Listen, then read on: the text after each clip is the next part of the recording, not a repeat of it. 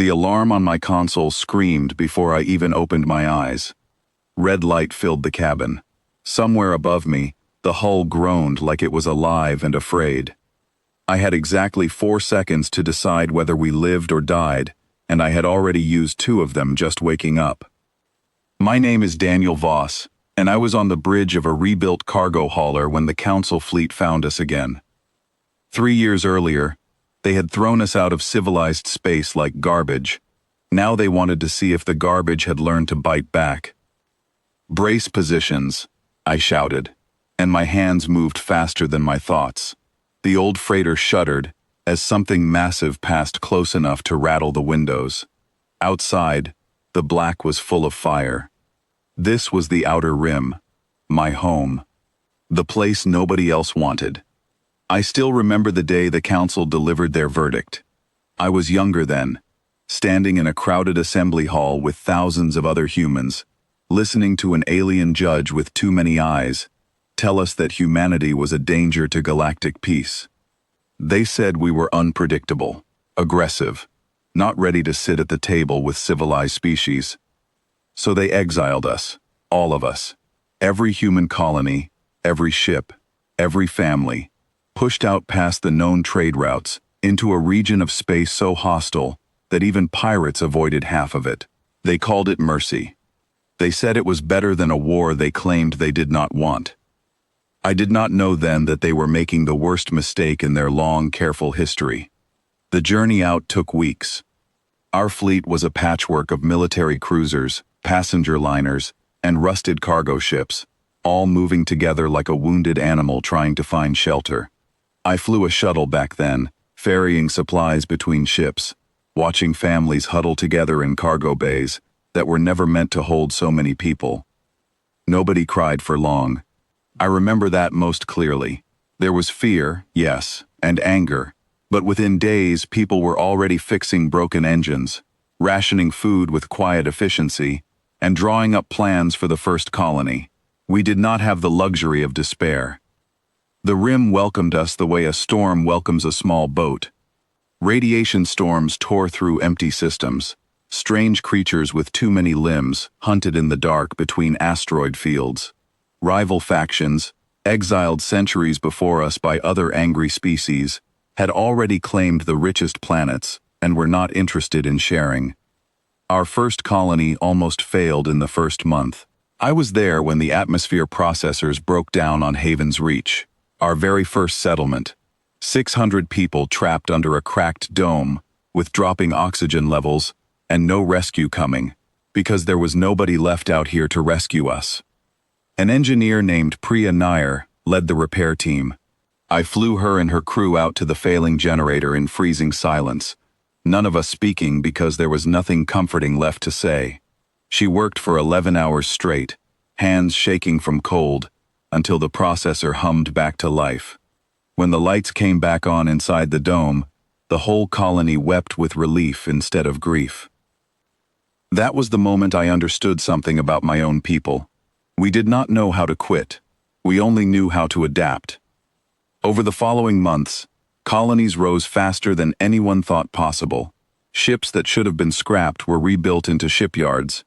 Engineers turned wrecked alien technology, left behind by older exiled species, into workable defense systems. We traded, we bartered, we sometimes fought, and slowly, painfully, we began to grow strong. Word spread across the rim that the newcomers were not easy prey. The first real test came from a raider group called the Hollow Fleet, a coalition of exiled criminals and rogue mercenaries who had ruled a cluster of mining systems for decades. They saw our new colonies as fresh territory to plunder. I was flying escort duty the day they attacked Meridian Station, our largest fuel depot. I still remember the calm voice of our commander, a woman named Elena Brandt, coming through the comms as dozens of raider ships closed in around our small defense fleet. She did not sound afraid. She sounded like someone doing math in her head. "Hold formation," she said. "Let them commit first." We were outnumbered nearly 3-1. On paper, we should have lost everything that day, but Elena had studied the raiders for weeks, learning their habits, their weaknesses, the way they always overextended when they smelled an easy victory. When they finally charged in, expecting panic, they found discipline instead. Our smaller ships scattered into tight formations the raiders could not predict. Improvised defense drones, built from scrap by teenagers in makeshift workshops back on Haven's Reach, swarmed their flanks. What should have been a slaughter turned into a retreat, with the hollow fleet pulling back in confusion, leaving behind more than they took. We did not celebrate with pride that night. We celebrated with relief, and then we got back to work, because we all understood something important. Surviving one battle meant nothing if we were not ready for the next 100. Over the next 2 years, that pattern repeated across the rim. Every threat that came for us, whether raiders, hostile creatures, or rival exiled factions, taught us something new. We stopped thinking of the rim as a prison and started treating it as a foundation. Other exiled peoples, species who had been discarded by the Council long before humanity arrived, began approaching our colonies not as enemies but as potential partners. I met one of them personally, a quiet trader named Kessa, who belonged to a species called the Doven, small blue-skinned people with an old grudge against the Council for reasons she never fully explained. She docked at our growing shipyard hub one evening looking for fuel and left 3 days later with a formal trade agreement, the first of many between humans and other exiled groups.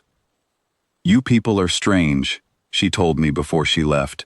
"Everyone else out here fights to survive. You fight to grow." She was right, though I did not fully understand it myself until later. We were not simply enduring exile, we were claiming it. By the 3rd year, the map of the Outer Rim looked nothing like it had when we arrived. Human shipyards produced faster, more efficient vessels than anything the Council had predicted we could build. Trade networks stretched across a dozen systems, binding together humans, Doven traders, and half a dozen other exiled factions into something that resembled, for the first time, a real alliance. I was no longer flying supply runs by then. I had earned command of my own patrol ship, a converted freighter named the Wanderhome, and I spent most of my days keeping trade routes safe and watching, with quiet pride, as struggling settlements turned into real cities. That pride was interrupted the day the Council finally noticed us. Rumors had been drifting in for weeks, through traders and travelers passing near Council space. They said the exiled humans had not just survived, but flourished. Most people dismissed it as exaggeration. Nobody believed it until a Council envoy ship appeared at the edge of our territory, requesting formal contact. I was there when it happened. Elena, now leading our loose coalition of colonies, called for representatives from every allied faction to gather at Meridian Station, the very place where we had fought off the Hollow Fleet years earlier. I stood near the back of the room as the Council envoy, a tall, formal alien named Director Solon, walked in expecting to find desperate refugees begging for readmission. Instead, he found a room full of confident leaders representing a functioning, self-sufficient region of space. "You were meant to fade," Solon said, struggling to hide his surprise. "The rim was uninhabitable, unsurvivable. How is this possible?" Elena did not raise her voice. She did not need to. "You called us dangerous because we adapt quickly," she said. "You called us unpredictable because we do not wait for permission to survive. You handed us the one thing every species in this galaxy secretly fears: an empty frontier and no rules. We simply did what humans have always done. We built something out of nothing." The silence in that room stretched long enough that I could hear my own heartbeat. Solon tried, briefly, to suggest that the rim technically remained under Council jurisdiction, that agreements would need to be renegotiated, that certain restrictions might still apply. Kessa, standing beside Elena as a representative of the allied factions, cut him off with a calm, sharp voice. "This territory was abandoned by every civilized species long before humans arrived," she said. "We watched them build it into something real. If the Council wishes to negotiate trade, we welcome that. If the Council wishes to reclaim territory it discarded, it will find every faction in this room standing together against that idea. I watched Solan's expression change as he understood, fully and finally, that the balance of power in this region no longer belonged to the Council. They could not simply walk in and reclaim what they had thrown away. We had turned their punishment into a kingdom, built brick by brick, battle by battle, out of nothing but stubborn hope and hard work. In the end, the envoy left with no promises of control, only an agreement to open formal trade relations between the Council and what people had already started calling the Rim Alliance, a coalition led by humanity, but built on the strength of every species who had once been discarded the same way we were. I flew home that night with the stars stretched out ahead of me, thinking about the day we were exiled, about the fear in that assembly hall, about Priya's shaking hands on a broken generator, about Elena's calm voice during our first real battle, about Kessa calling us strange for daring to grow instead of merely surviving. The Council had wanted to remove a threat. Instead, they had planted a seed in the one soil harsh enough to make it grow stronger than anyone imagined possible. We were never meant to conquer the outer rim. We were only meant to disappear into it. Instead, we became its heart. And somewhere out past the old Council borders, other struggling colonies of other struggling species were already looking toward our lights, wondering if exile might be the beginning of something greater rather than the end of everything they had known. I believe more than anything else that this is what the Council never understood about us. You cannot punish a people by giving them a frontier. You can only give them a reason to build one.